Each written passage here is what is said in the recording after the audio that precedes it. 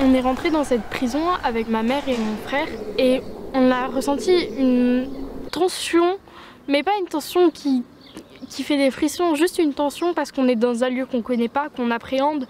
Et on a des idées de ce lieu, mais on l'a jamais vu à l'intérieur. On le voit que de l'extérieur depuis qu'on est tout petit. Du coup, c'est un peu, pas un rêve, mais c'est quelque chose qui se réalise. Et du coup, c'était très impressionnant. Tout ce qui se passe dans cette prison, ça sent le vécu. Il y a des gens, il y a une histoire qui sont passés derrière cette prison.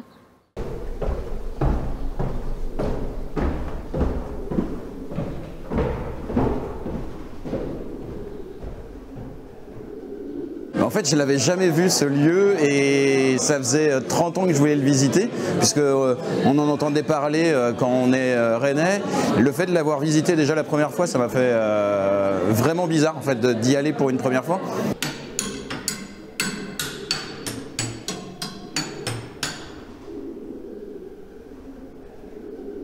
Et là, on m'a proposé de faire les réunions de concertation. En tout cas, Came From Rennes y participe.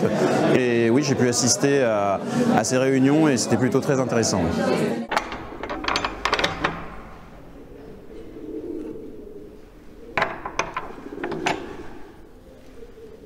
Mon rapport avec la prison Jacques Cartier, c'est que j'y ai été détenu.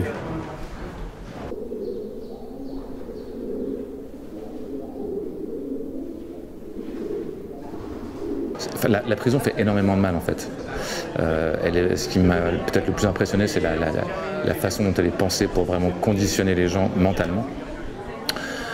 Ça va au-delà de la question de la punition.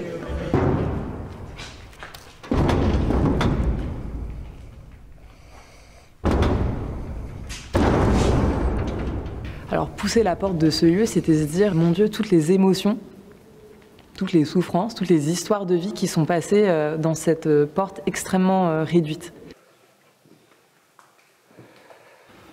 La première fois que j'ai vu la prison, ça m'a fait, je pense que ça fait à tout le monde, un sentiment de découverte, d'abord, d'un monde complètement inconnu.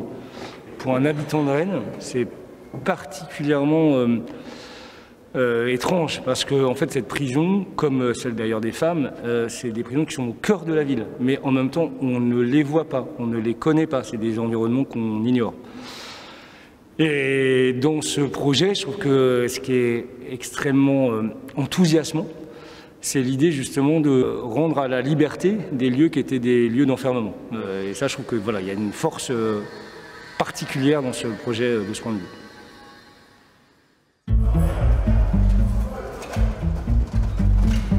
En mars 2010, Jacques Cartier, la prison des hommes à Rennes, a été vidée de ses pensionnaires, mais pas de son histoire.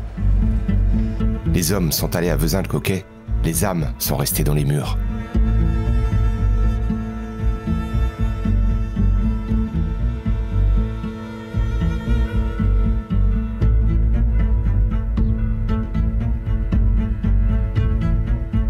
Aujourd'hui, les murs s'ouvrent vers de nouveaux horizons, avec le projet de reconversion de la prison en lieu culturel et citoyen.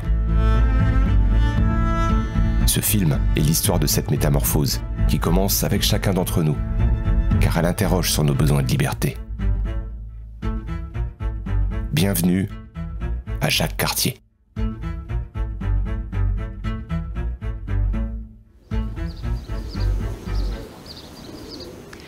La prison Jacques Cartier, c'est un lieu singulier de l'histoire de Rennes.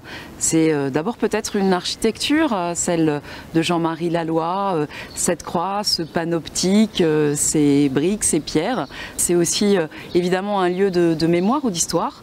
Il s'est passé beaucoup de choses tout au long du XXe siècle. Je pense en particulier aux résistants qui étaient emprisonnés ici pendant la Seconde Guerre mondiale, avant l'exécution, à des faits divers qui ont parfois jalonné l'histoire du XXe siècle avec leurs auteurs qui ont pu être emprisonnés ici. C'est un morceau de ville aujourd'hui, c'est un bâtiment, une architecture, mais aussi une histoire et puis désormais un lieu désaffecté complètement à réinventer. Je crois que c'est en soi déjà un projet... C'est d'abord les élus qui ont été élus en 2020 qui ont décidé de racheter un lieu patrimonial comme ça en plein cœur de ville pour transformer complètement ce lieu et puis en faire peut-être l'emblème de la nouvelle manière de faire la ville, de faire la métropole à l'heure de la transition. Dire qu'on doit arrêter de s'étaler. Donc il faut freiner ce mouvement-là. Et ma conviction, c'est qu'on a 1,3 hectare en plein cœur de métropole. Il faut réemployer ça pour faire en sorte qu'on puisse avoir un lieu utile aux habitants de la métropole. Et ce lieu-là, ce site, Jacques Cartier, peut être un peu l'endroit de la fabrique de cette ville nouvelle. Ce qu'on a proposé, c'est d'avancer en plusieurs temps.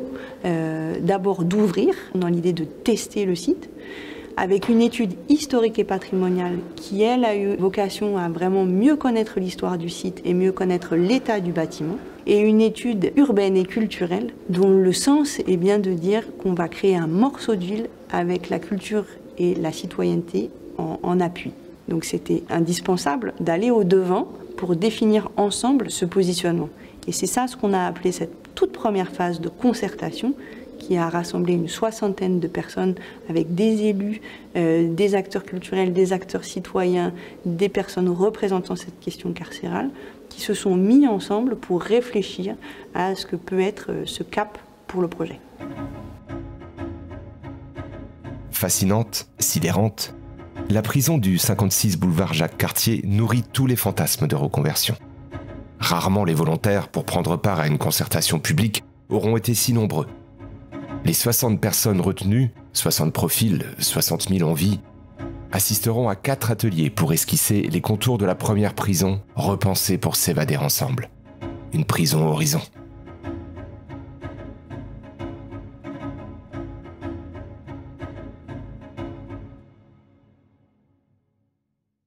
Alors pour ce projet-processus, qui est un terme qui est quand même assez complexe, projet-processus, on était ce qu'on appelle un groupement, donc plusieurs compétences. On avait des architectes, des personnes qui sont spécialisées dans la reconversion de lieux culturels, et puis nous, facteurs urbains, on intervient en fait sur la manière de faire avec les gens. Et pour faire avec les gens, dès le départ, l'idée c'est d'aller leur demander de formaliser, de s'exprimer, voire même de s'interroger, parce que c'est pas facile de s'interroger sur un lieu de façon naturelle, sur quels sont leurs besoins, leurs attentes. Donc on a cherché à quoi doit répondre la prison Jacques Cartier demain, et non pas à mettre des objets, un musée, un skatepark, ou 1000 autres idées qu'on peut avoir, mais de se dire à quoi est-ce qu'on veut qu'ils répondent. On a fait plusieurs ateliers où on a travaillé en ouvrant tout le champ des possibles, sur le devenir de la prison, avec simplement le cahier des charges minimal qui disait lieu culturel, lieu citoyen, un tiers-lieu, voilà, avec ces balises citoyennes et culturelles. Le premier atelier s'est tenu chez Jacques, Jaco, JC, comme l'appelaient les anciens pensionnaires, pour faire connaissance avec Jacques Cartier et garder en nous cette première trace indélébile d'une rencontre écrite à l'encre du passé. Un guide nous mène sur ces traces, au-delà des murs. Nous découvrons un lieu, une histoire, des histoires, mais aussi l'équipage avec lequel nous embarquons pour cette aventure inédite de la concertation citoyenne. Qui est qui fait quoi? Nous sommes tous égaux devant Jaco. On nous raconte, nous avons des oreilles et les murs ont la parole. De l'ingéniosité. Un quotidien dans 9 mètres carrés vu sur cour. Pour reprendre l'expression d'un détenu, dit à un membre du personnel pénitentiaire au moment de son arrivée pour sa nouvelle condamnation.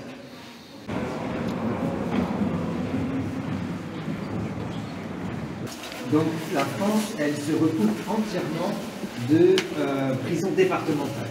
Et celle de Rennes a une particularité, c'est qu'elle est joliment décorée.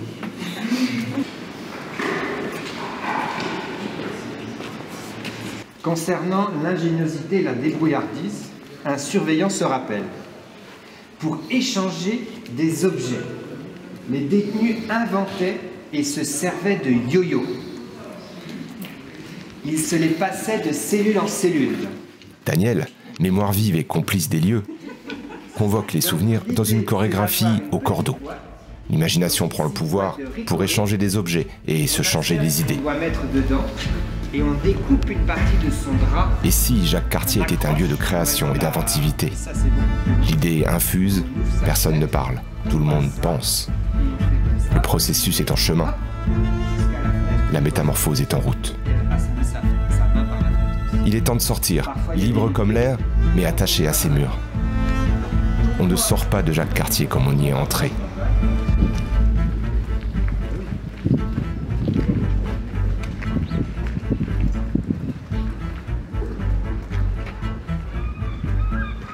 Donc après ce premier atelier, l'idée c'est d'avoir un peu un moment de catharsis, se dire j'ai ressenti des choses fortes et donc je vais avoir besoin de les exprimer avant même de devoir finalement parler des enjeux et de la programmation du lieu. Il faut que je pose le ressenti. Donc premier atelier, diagnostic. Sur le second, on va plus être sur le projet.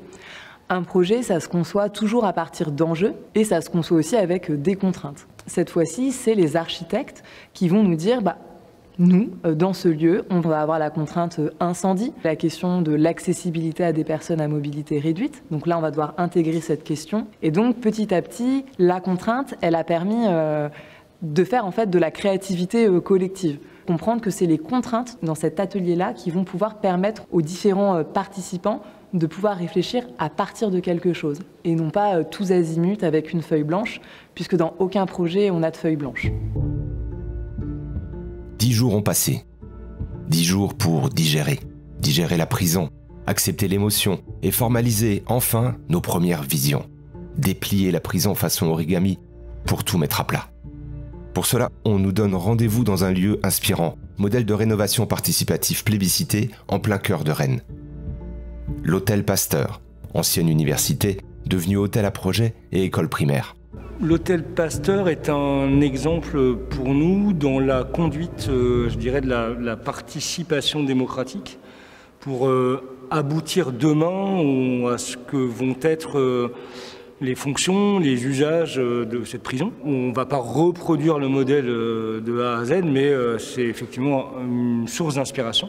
Après, on est sur un site qui est beaucoup plus grand que ce n'est Pasteur, et puis avec peut-être aussi un enjeu urbain qui est plus singulier. On a un quartier au sud, un quartier au nord, des quartiers qui ne dialoguent pas beaucoup l'un avec l'autre et qui sont très marqués socialement. Les débats s'animent, le vent créatif du collectif se lève sur Jacques Cartier. Première étape réussie, le projet prend, le projet vit.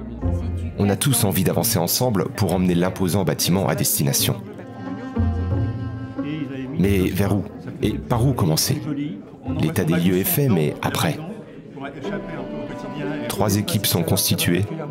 On nous propose de parler architecture, fenêtres, toiture, portes, couloirs, murs. Il y a des salles plus grandes avec des portes aussi. Et puis on des portes. On n'est pas obligé de les traiter toutes de la même manière, ces portes. Pour moi, il doit y avoir une zone qu'on doit conserver en l'état, qui conserve à tous les visiteurs l'impression, le choc qu'on a lors de la première visite de cette prison, et puis d'autres secteurs où effectivement on va pouvoir aménager, traiter, enlever les portes pour donner plus de visibilité à l'intérieur et ainsi de suite.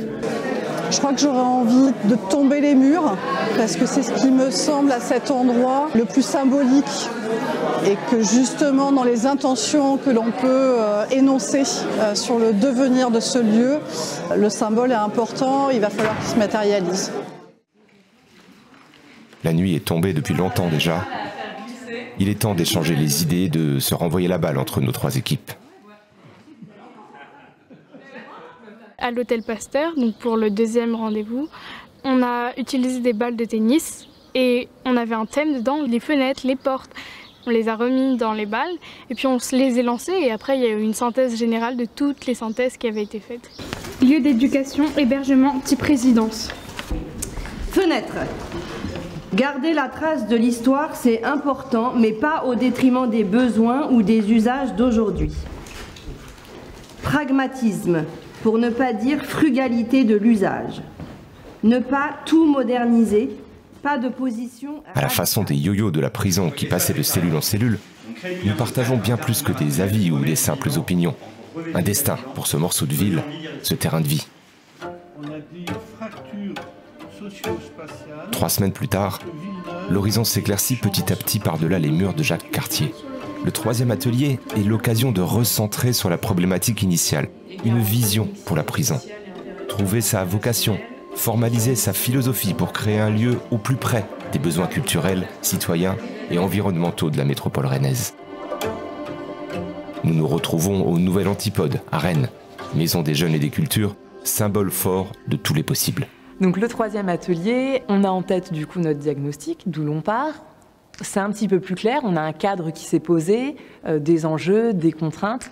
Et en fait, petit à petit, dans ce cadre-là, on demande aux gens, pour le troisième atelier, d'aller vers finalement quel fil rouge on se donne pour la vocation de ce lieu. L'idée, c'est que le fil rouge dans ce projet, c'est quand même le fait qu'il s'agit d'une prison, que ça a été un lieu de privation de la liberté et qu'on doit pouvoir garder cette mémoire-là et qu'on doit aussi pouvoir se servir de cet endroit, ou en tout cas que cet endroit doit être l'endroit aussi d'une permanente interrogation sur ce qu'est la liberté, l'enfermement, le milieu carcéral, la justice.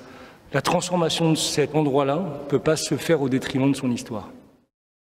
On est sur un morceau de ville avec la culture et la citoyenneté en fil rouge. Il y a des activités, peut-être demain des espaces de travail pour artistes et des rendez-vous publics et peut-être des espaces de pratique libre, de pique-nique. On cherche vraiment une multiplicité d'activités.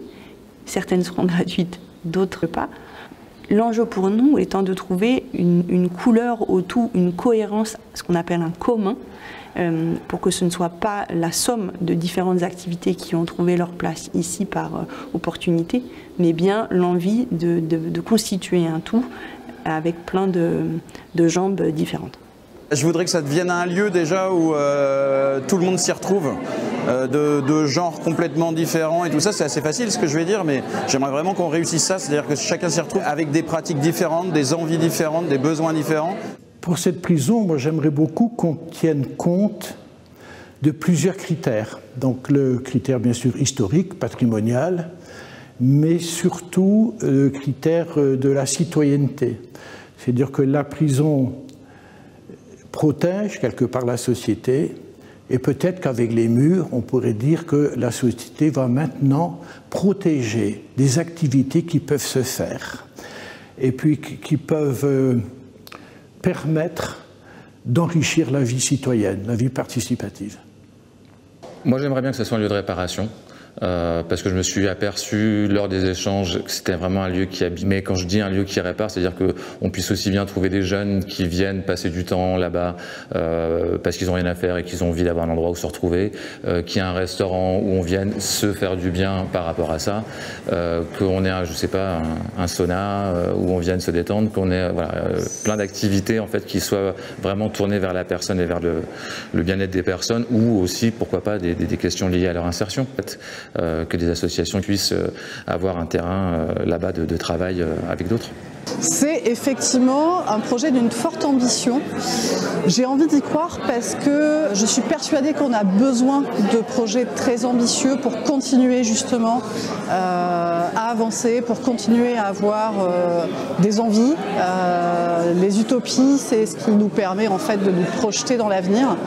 Donc ce qui sera réalisé ne sera certainement pas tout ce qu'on aura pu évoquer, mais déjà on aura fait ce pas de la stimulation intellectuelle et de la projection sur un projet de société, sur un projet commun. Ça, j'y crois. Un mois a passé, le temps du bilan est arrivé. Un chemin collectif a été parcouru depuis que nous avons franchi pour la première fois l'imposante porte principale. Encore un peu étourdi et confus de toutes ces idées, ces envies, ces utopies parfois, nous écoutons la restitution de nos ateliers réunions avec une pointe de nostalgie. Comme si, de Jacques Cartier, nous étions devenus un peu colocataires de son avenir. Pendant le 4e atelier, la restitution, c'était un petit peu de présenter aux participants, à l'équipage, aux 60 personnes, la manière dont on avait reçu, digéré toute la matière qu'ils avaient produite de la phase diagnostic à la phase projet. C'était aussi une proposition de leur dire, bah voilà, nous on a compris ça. On s'apprête à dessiner ce programme, on s'apprête à faire ces plans. Est-ce que vous vous y retrouvez? Est-ce que le discours qu'on fait de vos contributions, il est juste?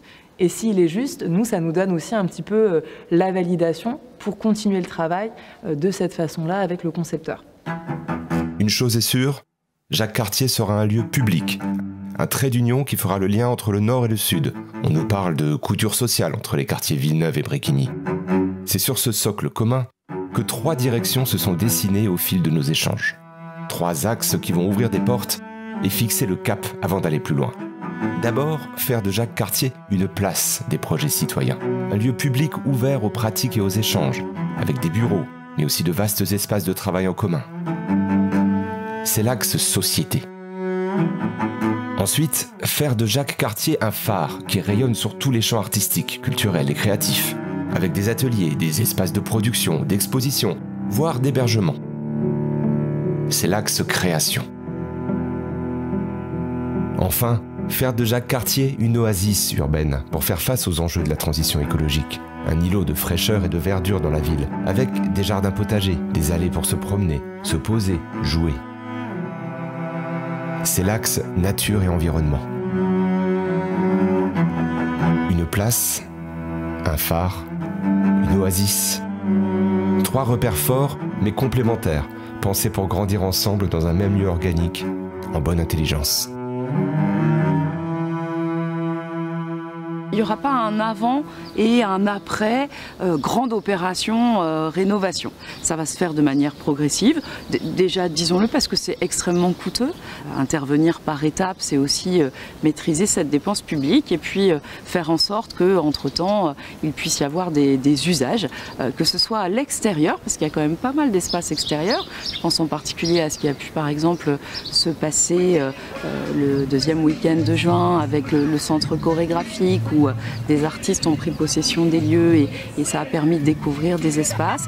Il y a une curiosité, il y a une histoire du lieu, il y a une envie de l'investir et l'objectif c'est de tester un peu avec cette dimension de participation, de citoyenneté, de culture aussi. Je pense que dans le rapport à la mémoire et à la construction de la mémoire, les artistes ont aussi des choses à nous dire et cet endroit il peut être un lieu de dialogue inspirant entre des artistes et les citoyens.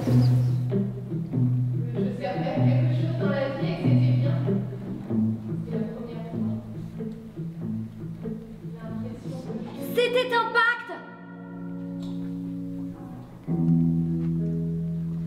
Bien plus fort que tout ce que j'ai vécu auparavant. Et ça pouvait ne jamais avoir de fin. Puisque tu étais là, enfermé, pour si longtemps.